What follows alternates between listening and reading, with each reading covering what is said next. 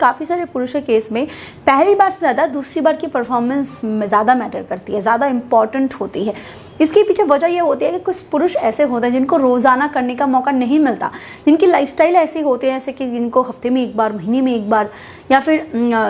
15 दिन में एक बार करने का मौका मिलता है। उनकी लाइफस्टाइल ऐसी हो सकती है, उनकी जॉब ऐसी हो सकती है कि वो अलग अलग रहते हो, या फिर बहुत केस में ऐसा होता है कि नर्वसनेस पहली बार उनके डिस्चार्ज को हमेशा जल्द में कर देती है, और जब वो दूसरी बार परफॉर्म करते हैं तो उनका डिस्चार्ज ठीक ठाक होता है, अकॉर्डिंग टू देयर डिज़ायर या फिर अकॉर्डिंग टू देयर सेटिस्फेक्शन ही होता है। कुछ पुरुष के केस में ऐसा होता है कि पहली बार ढीला ढाला होना या फिर उस तरीके से ना होना, फिर जब वो दूसरी बार करते हैं तो फिर उनका परफॉर्मेंस और बेटर होता है। तो पहली बार के बाद दूसरी बार की जो परफॉर्मेंस है इसको और ज़्यादा बेहतर कैसे बनाया जाए, कैसे इसको और ज़्यादा एनर्जेटिक बनाया जाए, कैसे इसको और ज़्यादा कमाल का बनाया जाए ताकि आप अपनी सेटिस्फेक्शन को प्रॉपर तरीके से अचीव कर सको, इसके बारे में हम कुछ टिप्स बताने वाले हैं। सबसे पहले बताने वाले हैं कि दूसरी बार परफॉर्मेंस के टाइम पे आप अपनी एनर्जी को तुरंत रिस्टोर कैसे करोगे। दूसरी टिप्स में बताने वाले हैं कि आप लॉन्ग टर्म में क्या करोगे जिससे कभी भी आपको थकान की समस्या नहीं होगी, कभी भी आपको ये जो बहुत बार होता है ना कि हमें मौका नहीं मिलता या फिर हमारे पास वो कंडीशन नहीं होती कि हम इंस्टेंट कुछ कर सके, तो उस केस में भी आपकी बॉडी आपको धोखा ना दे जाए तो वो आप क्या कर सकते हो। और तीसरी टिप्स बताएंगे गलती आप क्या करते हो जिससे दूसरे परफॉर्म करने में आपको दिक्कत होती है। तो चलिए फटाफट बात करते हैं वीडियो के बारे में। टाइम को बढ़ाना मतलब कि आपको पिच पर टिके रहना है, आपको अच्छा परफॉर्म करना है, आपको उस तरीके से परफॉर्म करना है। इसके लिए सबसे ज़रूरी है कि आपकी स्ट्रेंथ, आपकी स्टेमिना, आपकी पोटेंशियल का जो विगोर है वो सही रहे, अप टू द मार्क रहे। इस केस में जब वो पहली बार करते हैं ना, बहुत बार जो फर्स्ट परफॉर्मेंस है वो अप टू द मार्क नहीं होता क्योंकि उनकी बॉडी की डिज़ायर बहुत ज़्यादा होते हैं और इस केस में एक्साइटमेंट बढ़ जाना या फिर डिस्चार्ज बहुत जल्दी हो जाना या फिर एक्शन में गड़बड़ी होना या फिर सब कुछ ठीक था फिर भी उनको सेटिस्फेक्शन नहीं मिला, ये भी होना आम बात है। इसीलिए जब वो दूसरी बार परफॉर्म करने जाएंगे ना, औरतों के केस में क्या होता है, औरतों की कोई रिफ्रेक्टरी पीरियड नहीं होती उस तरीके से, अगर मैं बताने जाऊँ डेफिनेटली होती है, बट औरतें अगर चाहें ना तो बिना किसी डिज़ायर के भी वो अपने आप को रेडी कर सकते हैं, बट पुरुष ऐसा नहीं कर सकता। पुरुष को वक्त लगता है, पुरुष को वक्त देना होता है। देखिए जो पुरुष होते हैं ना, उनकी रिफ्रेक्टरी पीरियड बहुत चीज़ों पर डिपेंड करते हैं। उनका टेस्टोस्टेरोन लेवल कैसा है, उनकी बॉडी में स्ट्रेस डिप्रेशन उनकी किस लेवल पे है, उनकी बॉडी में जो ब्लड फ्लो है वो कैसे साथ देता है, इन सारी चीज़ों पर डिपेंड करता है। टेस्टोस्टेरोन हमेशा हाई होनी चाहिए, टेस्टोस्टेरोन हमेशा अप टू द मार्क होनी चाहिए। ये चीज़ का ध्यान रखिए कि टेस्टोस्टेरोन लेवल अगर घटेगा ना तो आपकी सेक्सुअल हेल्थ की बैंड बच जाएगी। इसमें रिफ्रेक्टरी पीरियड पर थोड़ा सा ध्यान दें कि मर्दों की इसमें रिफ्रेक्टरी एज पर डिपेंड करती है, टेस्टोस्टेरोन पर डिपेंड करती है। अगर आपकी एज 20 से 30-35 साल की उम्र के बीचों बीच है, थोड़ा सा खुद पे कंसंट्रेट करो, थोड़ा सा फोरप्ले पे कंसंट्रेट करो, तो आप आधे से 1 घंटे के बीचों बीच ही अपने आप को दोबारा रेडी कर सकते हो। चाहे आप 2 घंटे का वक्त भी ले सकते हो, 3 घंटे का ले सकते हो, बट मैं बता रही हूँ कि आधे से 1 घंटे में ही दोबारा अपने आप को रेडी कर सकते हो अगर आपका टेस्टोस्टेरोन लेवल ठीक ठाक है और आप खान पान का अपना ध्यान रखते हो, आपकी जो बॉडी में जो थकान की समस्या है ऐसी वगैरह कुछ नहीं है। बट इंस्टेंट आप क्या करोगे जिससे आपकी एनर्जी उस लेवल पे जाए, तो इसके लिए आप कोई भी ऐसा फल का रस ले सकते हो, कोई भी ऐसा फूड ले सकते हो जो आपकी एनर्जी को तुरंत स्पाइक अप करे। और इसके लिए आप अनार का रस, आप तरबूज का रस, आप गन्ने का रस, आप मौसम्बी का रस, या फिर आप चाहो तो नींबू पानी भी पी सकते हो। ये आपके इंस्टेंट एनर्जी को रिबूस्ट करने में बहुत ज़्यादा मदद करता है। चाहो तो आप दूध भी ले सकते हो, बादाम वाला दूध ना सही गर्मी के टाइम पे ये सारी चीज़ें अवेलेबल होती है। और अगर रात का टाइम है ना दोस्तों, तो आप अपने आप को सिंपली थोड़ा सा वक्त दो।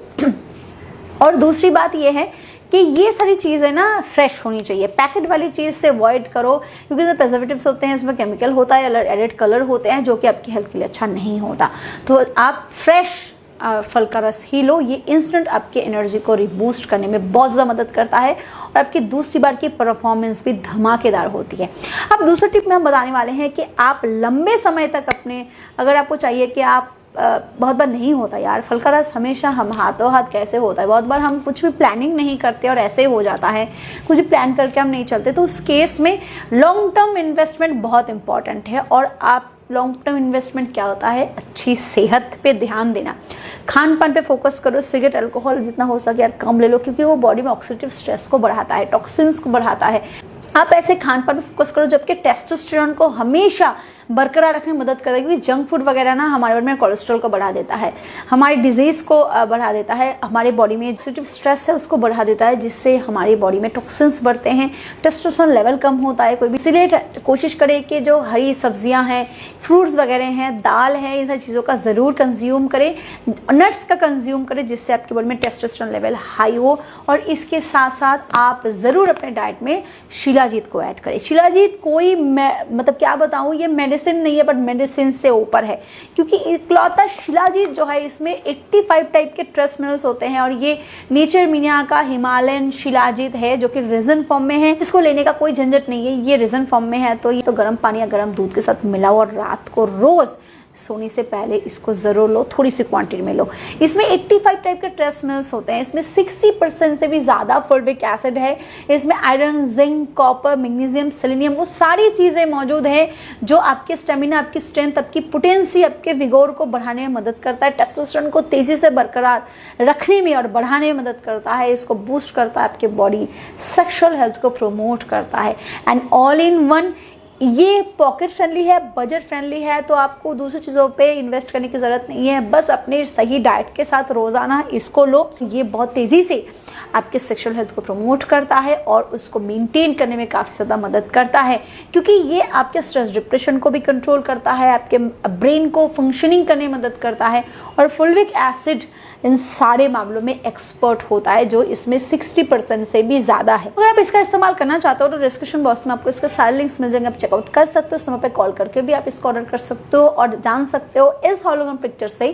कि ये नेचर मीडिया का ओरिजिनल प्रोडक्ट है। अब बात करें दोस्तों की क्या गलती नहीं करनी है, गलती ये नहीं करनी है ना कि आपको कुछ भी जल्दबाजी या हड़बड़ाने में नहीं करनी। बहुत लोग होते हैं ना जो सोचते हैं कि मैं वियाग्रा इस्तेमाल कर लूँगा, मैं डीले स्प्रे का इस्तेमाल कर लूँगा तो मेरी सारी चीज़ें बहुत बढ़िया हो जाएगी, मेरा जो डिस्चार्ज है वो भी देर से होगा, मेरी रिएक्शन भी बहुत देर से रहेगी और मेरा परफॉर्मेंस नहीं। ऐसे सेक्सुअल हेल्थ को अच्छा नहीं बनाया जा सकता, ऐसे अच्छी तरीके से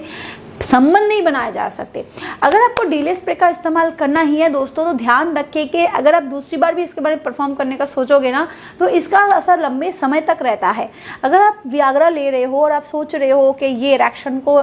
सही डोज बहुत इंपॉर्टेंट है, तो डॉक्टर से कंसल्ट करके ही ऐसी दवाइयाँ लो। हो सकता है कि आपकी बॉडी में कोई समस्या ही नहीं है तो आप फिर भी ले रहे हो, 100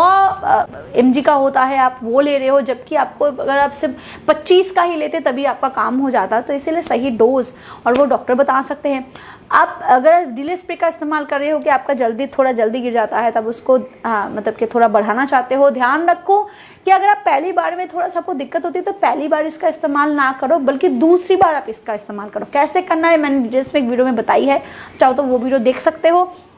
डेली स्प्रे इस्तेमाल करो या वियाग्रा का इस्तेमाल करो, कुछ भी इस्तेमाल करो, ध्यान रखो कि उसका असर लंबे समय तक रहता है, और हो सकता है कि आपके दूसरी बार के परफॉर्मेंस को बिल्कुल बिगाड़ दे, खराब कर दे और आप दूसरी बार परफॉर्म ही ना कर पाओ। तो अगर आपका पहली बार का परफॉर्मेंस और दूसरी बार का परफॉर्मेंस दोनों बढ़िया होता है तब तो कोई बात ही नहीं, पर अगर आपका परफॉर्मेंस पहली बार अच्छा उस तरीके से नहीं होता, आप जब भी दूसरी बार परफॉर्म करते हो तभी आपका अच्छा होता है, तो पहली बार अगर वियाग्रा, ये स्प्रे वगैरह, ये सारी चीज़ों को अवॉइड करो और किसी भी चीज़ से फोकस करनी है तो सेकंड टाइम में परफॉर्म करो, उस पर फोकस करो। कोई भी दवाई ले रहे हो उसके बारे में अच्छे से जांच कर लो। अगर आप डीले स्प्रे का इस्तेमाल कर रहे हो वो लिडोकेन होनी चाहिए, वो अल्कोहल फ्री होनी चाहिए, कलर, पैराबेन, ये सारी चीज़ें फ्री होनी चाहिए। और अगर आप ऐसी कोई दवाई ले रहे हो जबकि इरेक्शन को इम्प्रूव कर सके तो ध्यान रखो कि वो सही डोज की होनी चाहिए। और लॉन्ग टर्म में अगर आप शिलाजीत का इस्तेमाल करोगे और अपने सेहत का ध्यान रखोगे ना, तो ये दवाइयों के चक्कर आपको नहीं लगाने पड़ेंगे। वीडियो अगर आपको पसंद आए तो इसे लाइक करो, शेयर करो।